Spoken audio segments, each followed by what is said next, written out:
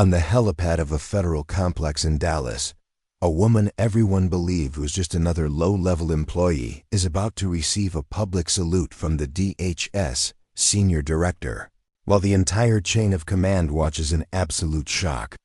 But this salute isn't a gesture of courtesy, it's the recognition of a federal agent who survived betrayal, who came back from the dead, and who just exposed a corruption network that nearly destroyed everything. If you believe true strength lies in integrity, not in rank, leave your like, comment on what you would do in this situation. Share this story with someone who needs to hear about silent courage, and subscribe to the channel for more stories where justice prevails over arrogance. But to understand how we got here, we need to go back to the beginning. The Dallas heat beat down hard on the asphalt when Morgan Blake walked through the Level 4 security gate of the DHS regional complex, feeling the weight of every step as if she were carrying ghosts on her shoulders. The federal credentials, renewed by Washington, slid through the biometric scanner with a dry beep, and the armored gate opened slowly, allowing passage into a world that should have forgotten her months ago. She wasn't dead, though the internal report said otherwise. Morgan was alive, breathing the metallic air conditioning of the hallways that were once her territory, but now felt like a foreign country where no one would recognize her.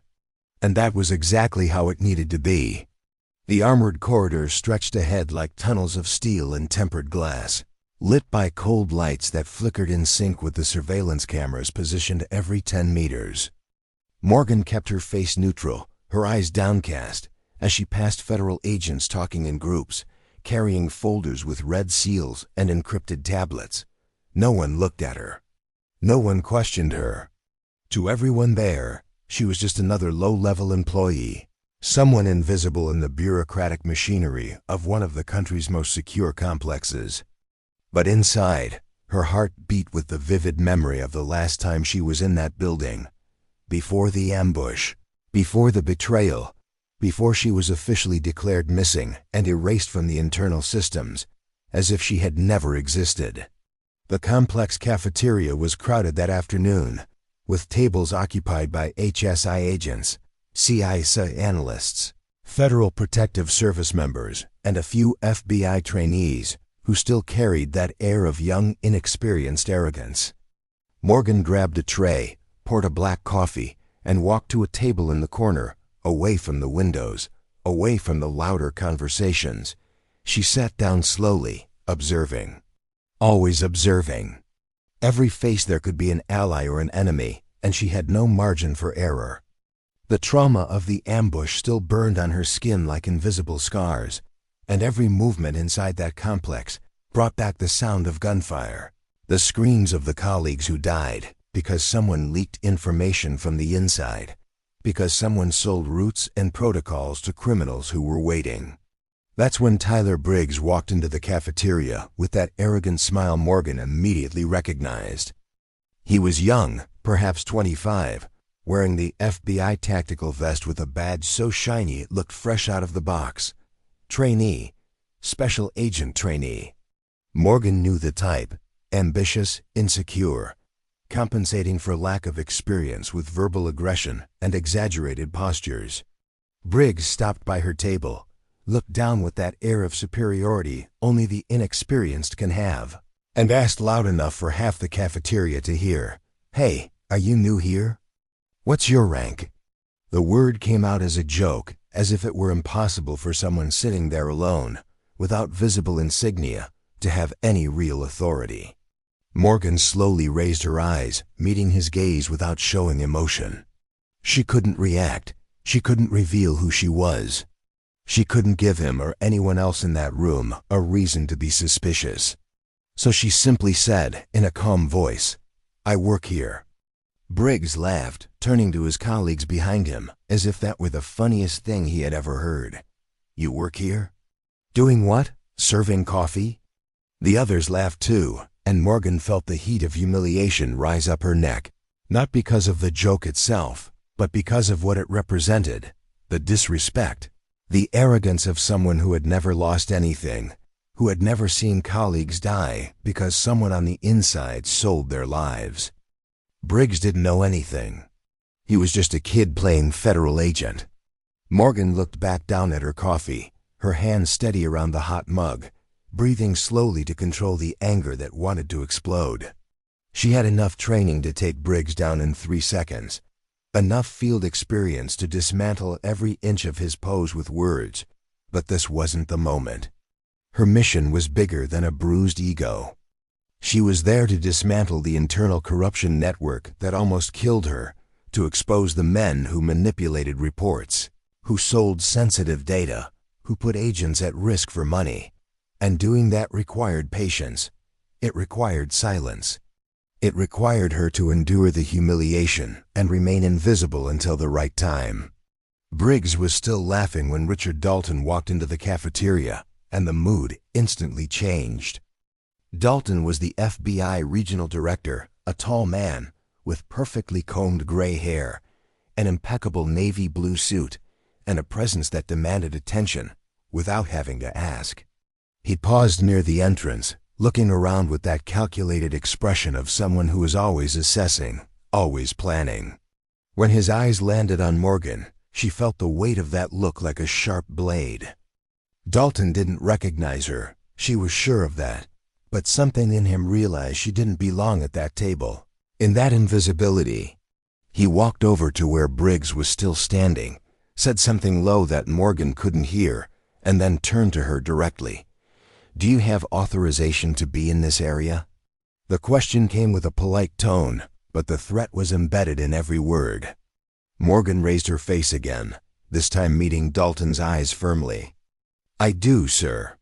She took her credentials out of her pocket and showed them. Name, photo, renewed federal seal.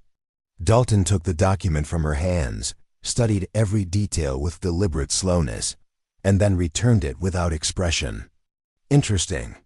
I don't recall seeing you before." Morgan didn't answer. She didn't need to. Her silence said everything. She was within the rules, within the protocols, and any attempt to question her would be his mistake, not hers. Dalton tilted his head slightly as if he were filing that information away for future use, and then walked out of the cafeteria with Briggs trailing behind him.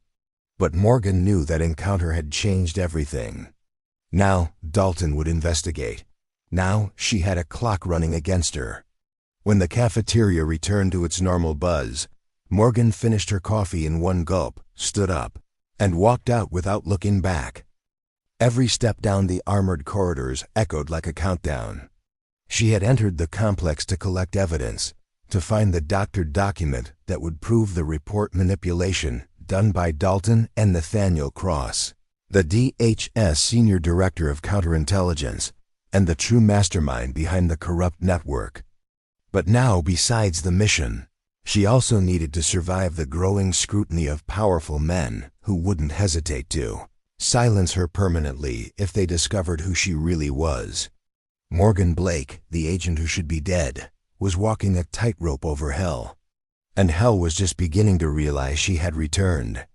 The early morning hours hadn't arrived yet when Morgan returned to the DHS complex, knowing those would be the most dangerous hours of the entire operation. The encounter with Dalton in the cafeteria had set off a red alert in her head, and now every move needed to be calculated with surgical precision. She went through the biometric scanner again, feeling the weight of the security camera's gaze, as if every lens were trained specifically on her. The corridors were emptier at that hour. Only Federal Protective Service patrols making programmed rounds and a few CIS and night analysts monitoring critical systems. Morgan maintained a relaxed posture, her steps firm but not rushed, like someone who belonged there and had nothing to hide. But inside, every fiber of her body was alert, ready to react to the slightest sign of danger. Tyler Briggs appeared in the side corridor as if he were waiting for her, and Morgan immediately knew it wasn't a coincidence. He wasn't alone this time. 2 other agents, both wearing FBI tactical vests and stern expressions, flanked Briggs like a small wall of authority.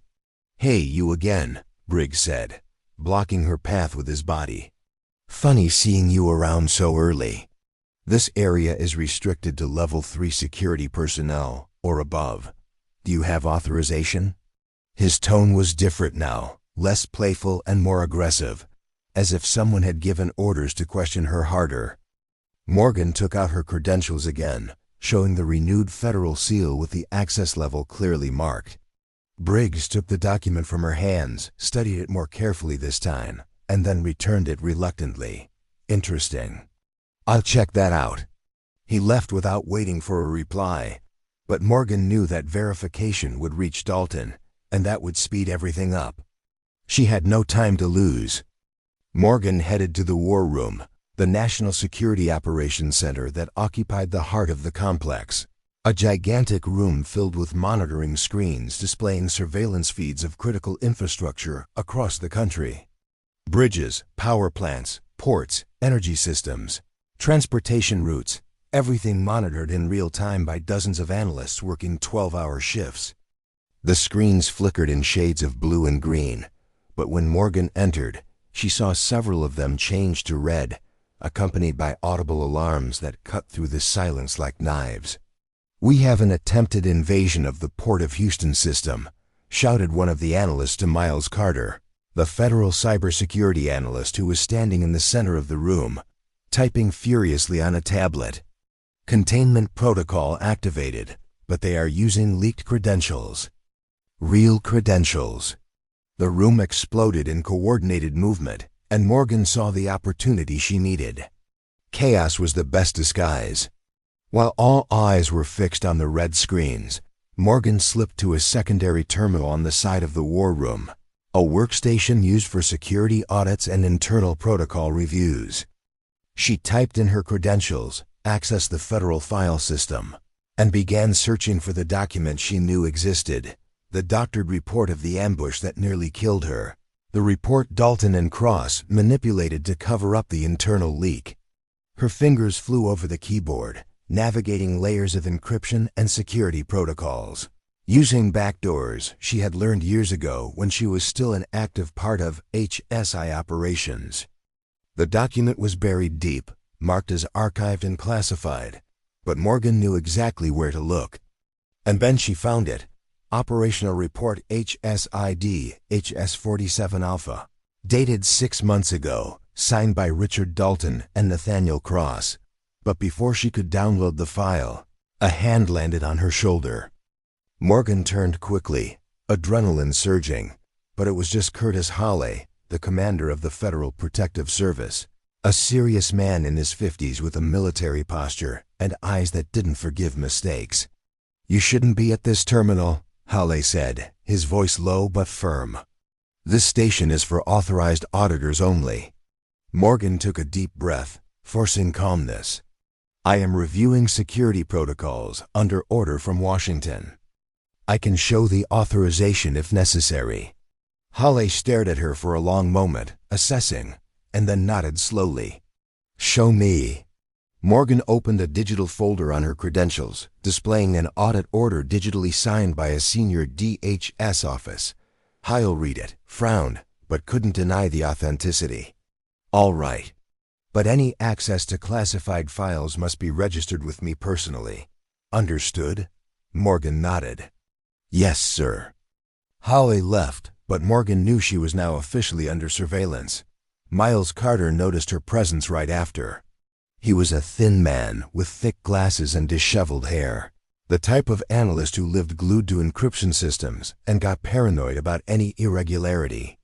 Carter walked up to the terminal where Morgan was, looked at the screen, and then at her with suspicion. "You are accessing past operations files." "Why?" Morgan kept her voice neutral. "Security review. Audit protocol." Carter didn't seem convinced. "Those operations have already been audited." 3 times. Why another review? Morgan knew she couldn't falter. "Because someone in Washington thinks there were inconsistencies in the reports. I am just following orders." Carter crossed his arms, the distrust clear on his face. "I'll check this with Director Dalton." And before Morgan could say anything, he was already walking out of the war room, tablet in hand, likely sending a direct message to Dalton. Morgan knew the clock had just violently sped up. She returned to the terminal, downloaded the doctored report to an encrypted drive she carried hidden, and erased the digital traces of the access. It wasn't perfect, but it was the best she could do under pressure.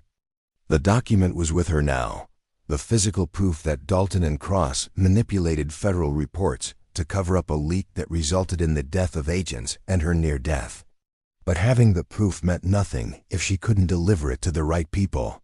And to do that, she needed to survive long enough to leave that complex without being detained or worse. Morgan shut down the terminal, stood up, and walked out of the war room with the same forced calm as before, but feeling the tension grow in every muscle of her body. Dalton was waiting for her in the hallway. Not alone this time.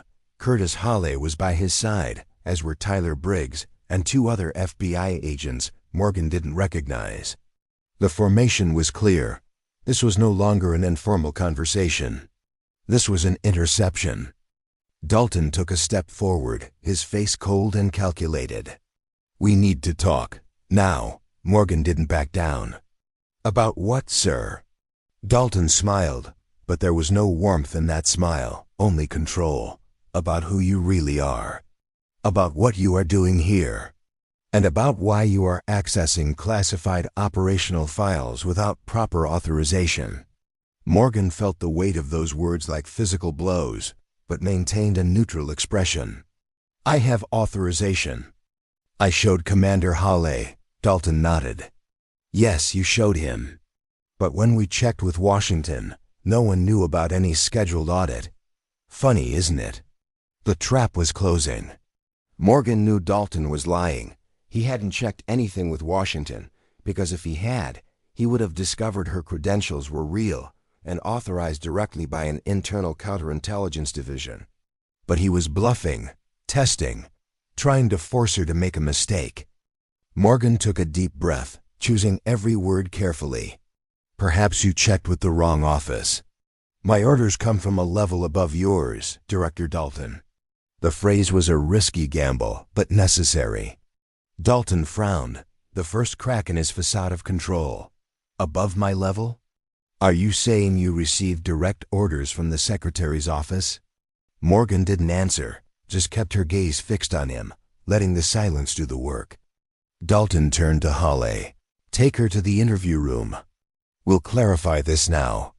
And so, escorted by 4 armed men, Morgan Blake was led down the armored corridors of the DHS complex, knowing that every step brought her closer to the final confrontation that would determine whether she walked out of there as a hero or a prisoner.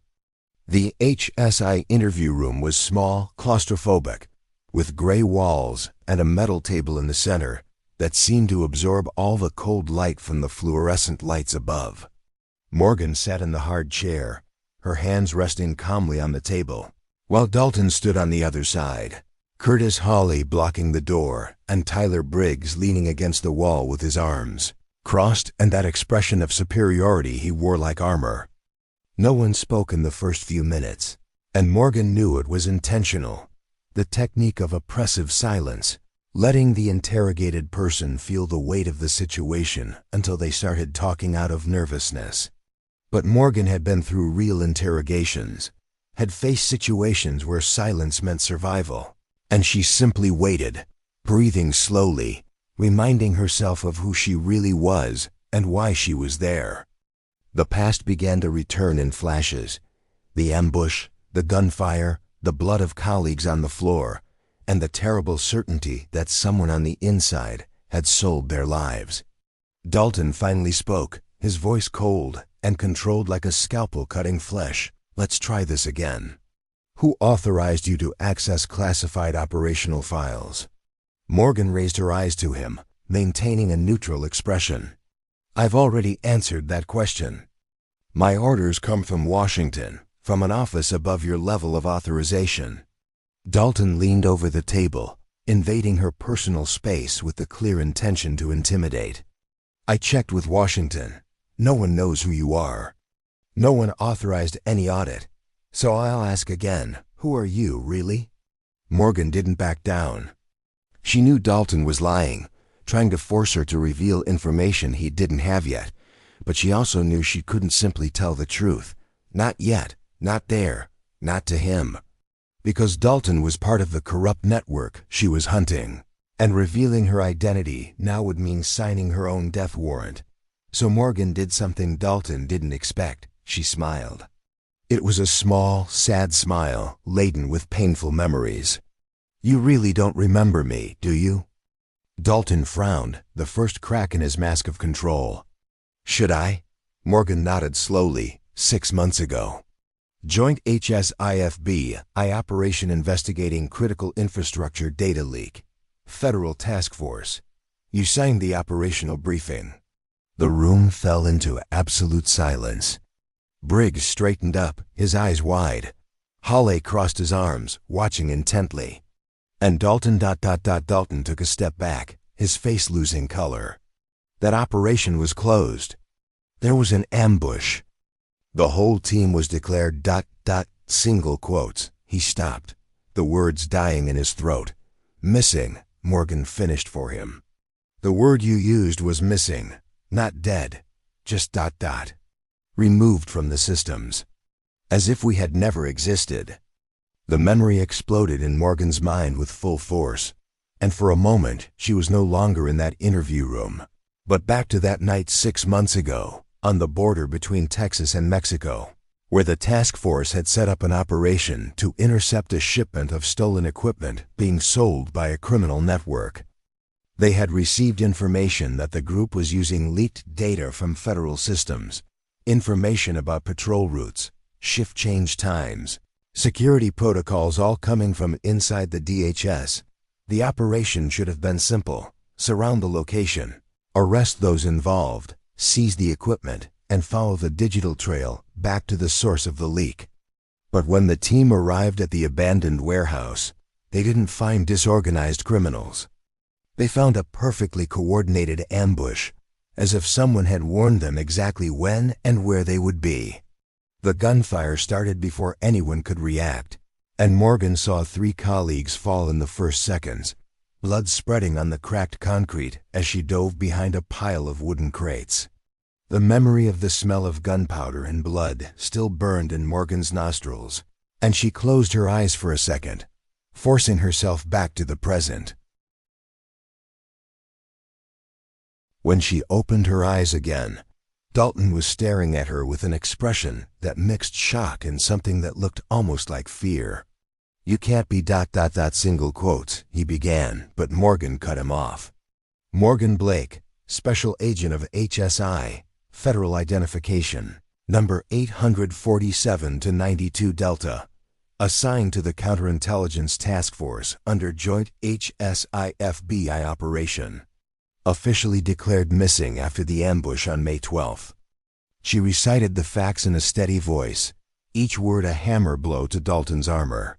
"And you signed the report that doctored the details of that operation, Richard. You and Nathaniel Cross. You removed the evidence of the internal leak, blamed the team for poor execution, and erased me from the records as if I never existed. But I survived. And now I'm here to expose everything." Briggs took a step forward, his arrogance finally replaced by genuine confusion. "Wait, you're saying Director Dalton manipulated a federal report? That's ... a serious accusation." Morgan turned to him, and for the first time since she entered the complex, she allowed the rage she had carried for months to finally show on her face. "Serious? 3 agents died because someone sold operational information to criminals. Information that was only available to a small group of people inside the DHS. And when I survived to tell the truth, you erased me and rewrote history." She took the encrypted drive out of her pocket and placed it on the metal table with a dull sound. "This drive contains the doctored report Dalton and Cross signed. Compared with the original evidence I managed to preserve before being declared missing, it proves there was deliberate manipulation of federal documents to cover up a counterintelligence leak. And that is treason." Dalton regained his composure with impressive speed, and Morgan saw the calculating politician return to his face. You have no authority to make these accusations. You have no official position. You were declared missing, which means legally you no longer exist as a federal agent. Any evidence you claim to have collected is worthless because it was obtained illegally by someone without active credentials. He turned to Holly. Commander, arrest this woman for federal trespass, unauthorized access to classified systems, and falsification of credentials. Holly hesitated, his eyes alternating between Dalton and Morgan, clearly trying to process everything he had just heard. But before he could move, Morgan spoke again, this time with a deadly calm. My credentials are real, Richard. They were secretly renewed by a special counterintelligence division of the DHS 3 weeks ago. I am here under direct order from Washington to investigate you and Cross. This is an authorized operation. The interview room door suddenly opened, and Miles Carter entered, tablet in hand and an expression of urgency on his face. Director Dalton, we need to talk. Now. Dalton turned, annoyed. I'm in the middle of an interrogation, Carter. But Carter didn't back down. Sir, I just received a system alert. There are massive irregularities in the access logs for the past 6 months. Files that should have been classified were repeatedly accessed from internal terminals using high-level credentials. And the access patterns correspond exactly to the leaks we were investigating before the task force ambush. He paused, looking at Morgan and then back at Dalton. The credentials used in these irregular accesses are registered in the name of Regional Director Richard Dalton and Senior Director Nathaniel Cross. Sir, this suggests the leak came from inside the DHS administration. The room exploded in palpable tension. Briggs looked at Dalton as if seeing a stranger for the first time. Holly took a step back, his hand instinctively moving toward the weapon in his holster. And Dalton froze, his face losing all color as the walls he had built around the conspiracy began to crumble. Morgan seized the moment, rising from the chair and staring Dalton directly in the eyes. It's over, Richard. You and Cross sold sensitive data to criminals. You compromised federal operations, put agents at risk, and killed innocent people for money. And now, with the evidence Miles just confirmed and the doctored report I have on this drive, there is no more hiding. The truth will be exposed, and you will pay for everything you've done. She picked up the drive from the table, put it back in her pocket, and walked toward the door, passing Hallie, who made no attempt to stop her. But before Morgan could leave, Dalton spoke, his voice now loaded with desperation and rage. You're not leaving this complex, Blake. I am still regional director. I can issue a federal detention order right now. You will be arrested for trespass, espionage, falsification. I will bury you so deep that Washington will never find you. Morgan stopped at the door, turned slowly, and looked at Dalton with a mix of pity and determination. Try it, but you should know that Nathaniel Cross is arriving right now. DASS helicopter landing on the helipad in less than 10 minutes. He is accompanied by an audit team from the Office of the Inspector General. And when he lands, I will personally deliver this drive to the auditors in front of everyone, and I will tell them exactly what you and he did. So yes, Richard, you can try to arrest me. But the truth is already in motion, and there's no stopping it now. Dalton's order came quick and brutal, cutting the air of the interview room like a final sentence. Briggs, take her to the DHS custody unit immediately. No external communication. No phone access. Total isolation until I resolve this situation. Tyler Briggs didn't hesitate this time. The youthful arrogance replaced by a mechanical obedience that showed how much he was still just a piece on the chessboard of more powerful men. He grabbed Morgan's arm with unnecessary force, but she didn't resist, allowing herself to be escorted out of the room while Curtis Hawley watched in silence, clearly divided between the duty to follow orders and the growing suspicion about what was really happening. Morgan knew protesting now would be useless. Dalton had enough administrative power to keep her locked up for hours, perhaps days, while he manipulated the narrative and tried to cover up the evidence she had exposed. But what Dalton didn't know was that the clock was already counting against him, not against her.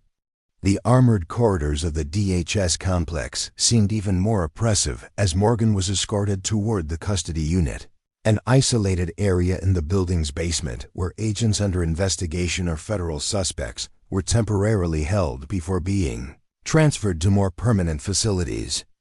Briggs walked behind her with his hand close to the gun in his holster, two other FPS agents flanking her sides as if she were a violent threat. Morgan kept her eyes fixed ahead, breathing slowly, controlling the anxiety that threatened to explode in her chest. Each step took her deeper into the complex, further from daylight, closer to the kind of isolation Dalton could use to make her disappear again, this time permanently. But she held firm to the thought that Washington knew exactly where she was, and that the federal audit was coming, and that all she had to do was survive long enough for the truth to come out. The custody unit was exactly as Morgan remembered. Gray concrete walls, reinforced steel doors with small armored glass windows, fluorescent lights that flickered irregularly, creating distorted shadows in the corners. Briggs shoved her into a small cell, no larger than 3 meters by 3, with only a metal bed bolted to the wall and a stainless steel toilet in the opposite corner. "You'll stay here until Director Dalton decides what to do with you," Briggs said, trying to sound authoritative, but only managing to sound insecure. Morgan turned to him before the door was closed. "Tyler, do you really think you're on the right side of this? You heard what Miles Carter said. The access logs compromise Dalton and Cross. If you keep following their orders, you'll sync with them when everything comes out." Briggs hesitated for just a second, his face showing a flicker of doubt, but then the door slammed shut with a metallic sound that echoed like thunder in the confined space. Morgan sat on the metal bed, the thin mattress offering little comfort, and closed her eyes, trying to calculate how much time she still had. Cross's helicopter should land in less than an hour, bringing not only the senior director of counterintelligence, but also the audit team from the Office of the Inspector General that Washington had secretly sent to investigate the irregularities at the DHS. If she could get to them, deliver the encrypted drive with the doctored report, and personally testify about the ambush and the document manipulation, Dalton and Cross would have no escape. But to do that, she needed to get out of that cell. And Dalton certainly wasn't going to let her just walk to the helipad. He would try to silence her permanently, and Morgan knew the clock was running against her faster than she cared to admit. The cell door opened again about 20 minutes later, and Morgan quickly stood up expecting to see Briggs or another agent, but who entered was Samuel McAllister, the retired U.S. Marshal who had served decades protecting federal witnesses and transporting high-risk prisoners. McAllister was a man of almost 70, completely white hair, his face marked by scars from a lifetime of service, but his eyes still carried that sharp intensity Morgan recognized in veterans who never truly left the field. He closed the door behind him and spoke softly, his voice hoarse but firm. "Are you really Morgan Blake?" Morgan nodded. "I am." "How do you know who I am?" McAllister smiled, a sad and tired smile. "Because I was in the briefing meeting for your operation 6 months ago. I saw when you and your team left for that mission. And I saw when Dalton presented the report saying everyone had gone missing. Something in that report never made sense to me. Trained federal agents don't just disappear in a routine interception operation. Someone was lying." McAllister walked to the bed and sat next to Morgan, his heavy hands resting on his knees. "I don't have official authority here anymore, but I still have friends in this complex. And when I heard that a woman had been arrested by Dalton claiming to be a missing federal agent, I needed to see with my own eyes." Morgan felt a wave of relief mixed with urgency. "Sam, I have evidence proving that Dalton and Cross manipulated reports to cover up an internal leak. Miles Carter just confirmed irregularities in the access logs. But Dalton will try to silence me before I can deliver the evidence to the auditors who are arriving with Cross. I need to get out of here and reach the helipad. McAllister nodded slowly, processing the information. The helipad is on top of the south building. You would have to pass through 3 security checkpoints, 2 biometric-controlled elevators, and an FPS patrol that Dalton has probably already instructed to detain you if you try to leave this cell. It's not impossible, but it's close. Morgan looked into McAllister's eyes and saw the same determination she felt burning in her own chest. Close is better than impossible. Can you help me?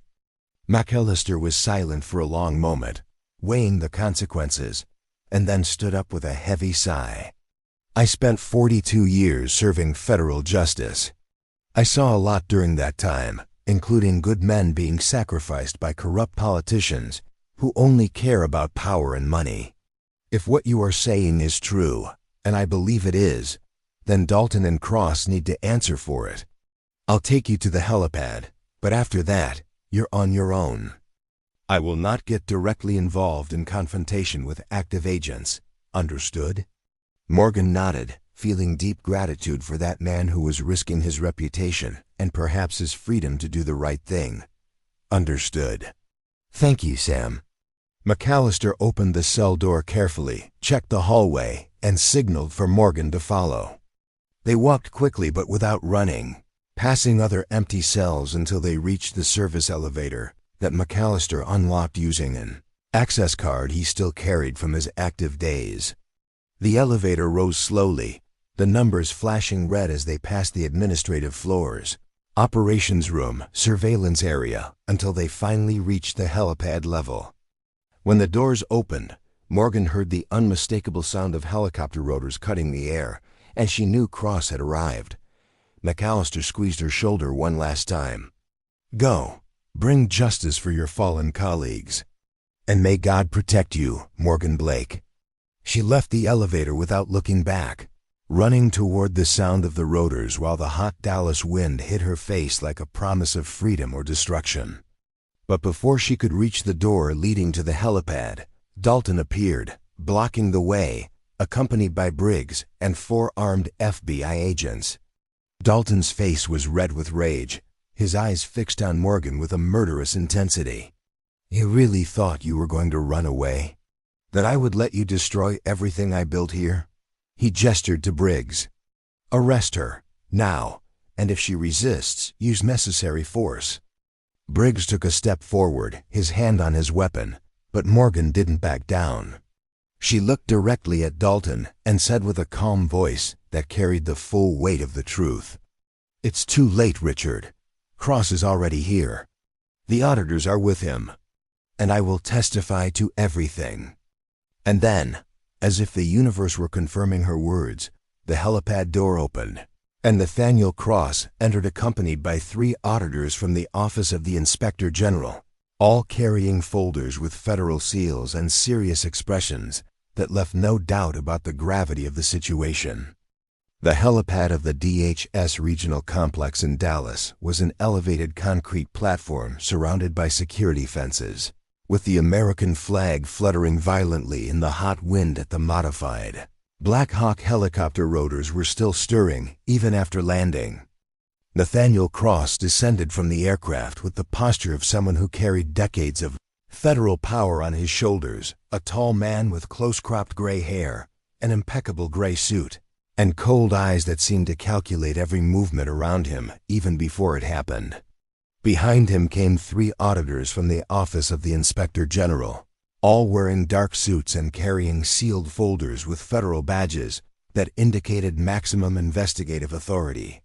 Morgan felt her heart race when Cross paused at the top of the aircraft steps, his eyes sweeping the scene before him, Dalton blocking the door with armed agents, Briggs with his hand on his weapon, and she, Morgan Blake, the agent he had officially declared missing 6 months ago, standing there like a ghost returning to haunt the guilty.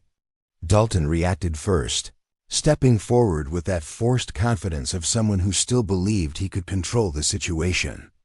Director Cross, thank you for coming personally. We have a security situation that requires your immediate attention. This woman trespassed into the complex using falsified credentials, accessed classified systems without authorization, and is making unfounded accusations against my administration. I requested your presence to formally witness before transferring her to permanent federal custody." Dalton's voice carried that professional tone he had perfected over years of manipulating reports and narratives. But Morgan saw something Dalton missed.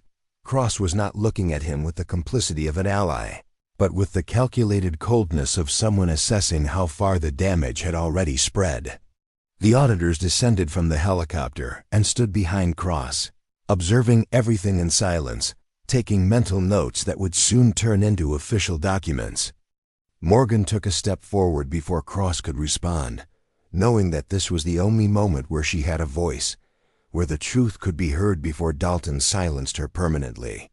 "Director Cross, my name is Morgan Blake, Special Agent of HSI. Federal Identification Number 84792 Delta. Officially declared missing on May 12th after the HSI-FBI Joint Operation Ambush investigating critical infrastructure. Data leak. I survived that ambush, sir, but 3 of my colleagues were not so lucky. They died because someone inside this complex sold operational information to criminals, allowing them to organize a perfect ambush. And when I survived to testify, Director Dalton and you signed a doctored report that removed all evidence of the internal leak, blamed my team for poor operational execution, and declared me missing so I couldn't contest the official narrative." The words came out steady, each syllable carried by the weight of 6 months of forced silence, of dead colleagues who deserved justice, of a truth finally being spoken before the right witnesses. Cross fully descended from the helicopter steps and walked slowly toward Morgan, each step measured and deliberate, his face an impassive mask that revealed no emotion. Dalton tried to intercept him, his voice rising in pitch and urgency. "Director, she is lying. She is trying to manipulate the situation to escape the consequences of federal trespass and credential falsification. I have solid evidence that she..." But Cross raised his hand, silencing Dalton with a gesture so authoritative that even Briggs instinctively backed away. "Shut up, Richard. I want to hear what she has to say."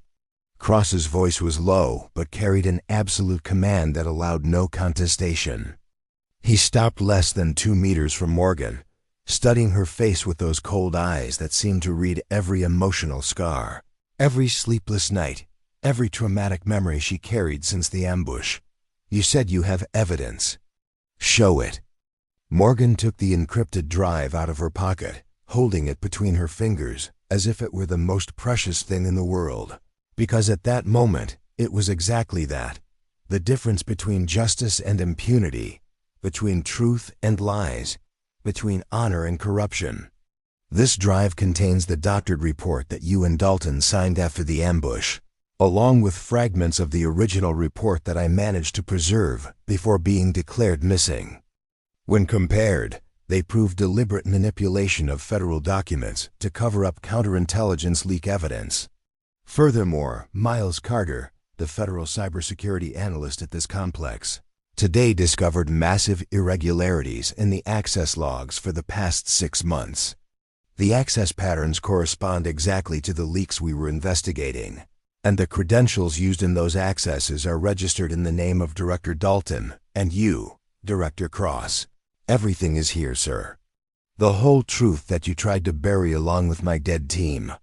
She extended the drive to Cross, her hand steady despite the emotional storm raging inside her chest. Cross took the drive slowly, turning it between his fingers as he processed the weight of what Morgan had just said. One of the OIA auditors stepped forward, extending his hand. "Director Cross, this is active investigative material. I need you to hand over the device for immediate forensic analysis as per Inspector General protocol." Cross nodded and handed the drive to the auditor, who immediately placed it in a sealed evidence envelope marked with the date, time, and witnesses present. Dalton watched everything with growing desperation, his face losing color with every second, his hands trembling slightly as the reality of the situation finally penetrated the armor of arrogance he had built around himself. Briggs looked between Dalton, Cross, and Morgan, completely lost, realizing too late that he had been on the wrong side the whole time. And Cross. Cross turned back to Morgan, and this time something shifted in his expression. A crack in the mask of coldness revealing something that looked like recognition, perhaps even respect. "Morgan Blake," Cross said, her name coming out with a weight that brought the entire helipad platform to absolute silence. "I remember you. I read your dossier before the joint operation. 5 years of exemplary service in HSI. 17 high-risk operations successfully concluded. 2 commendations for bravery in the field. Specialization in counterintelligence and sensitive data leak investigation. You were one of the best agents of your generation." He paused, his eyes fixed on hers with an intensity that seemed to penetrate her soul. "And when I received the report saying you and your team had gone missing in a poorly executed ambush, something didn't add up. Agents of your caliber don't make basic tactical mistakes. So I authorized a secret investigation through the Office of the Inspector General, using resources even Dalton didn't know existed. And you know what we discovered, Agent Blake? That you were absolutely right. There is a massive internal leak inside the DHS administration, and it is directly linked to this facility in Dallas." The world seemed to stop.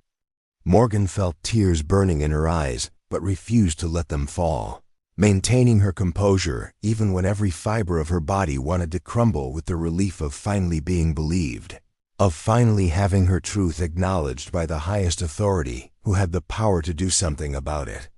Cross turned to the auditors.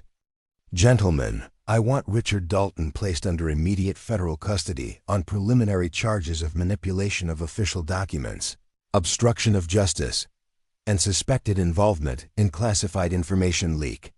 Tyler Briggs and the agents accompanying him are to be suspended and subjected to formal interrogation to determine the level of complicity or ignorance. Miles Carter must be protected as a key witness, and all the access logs he identified must be preserved as forensic evidence." The auditors moved immediately, one of them walking toward Dalton with federal handcuffs in his hands. Dalton backed away, his voice coming out hoarse and desperate. "You can't do this. I'm regional director. I have rights. Cross cut him off with absolute coldness. "You have no rights beyond those guaranteed to any federal suspect, Richard. And frankly, after what Agent Blake just exposed, you're lucky to still be breathing." He nodded to the auditor, who handcuffed Dalton without further resistance, reading him his Miranda rights as the former regional director was escorted toward the helicopter. Briggs watched everything with wide eyes, finally understanding the magnitude of what had happened, the side he had unknowingly chosen, the justice that was being served before him. Cross turned back to Morgan and then did something no one expected. He assumed the position of attention and rendered a formal military salute, the kind of salute high-ranking officers only give to recognized heroes, to people who have demonstrated exceptional courage in defense of integrity and truth. The salute echoed like silent thunder across the helipad. All the FPS agents in the area immediately assumed position and saluted as well. The OIG auditors bowed their heads in respect. Even Briggs, confused and ashamed, raised his hand in a hesitant but sincere salute. And Morgan Blake, the agent who should have been dead, who had survived betrayal, ambush, silencing, and humiliation to bring the truth to light, returned the salute with tears finally sliding freely down her face, carrying 6 months of pain, loss, rage, and finally, justice. Cross lowered his hand and took a step closer, speaking softly so only she could hear. "Your colleagues did not die in vain, Agent Blake. Because of your courage, we will dismantle this corrupt network completely. Dalton will answer. And everyone involved will pay for what they did.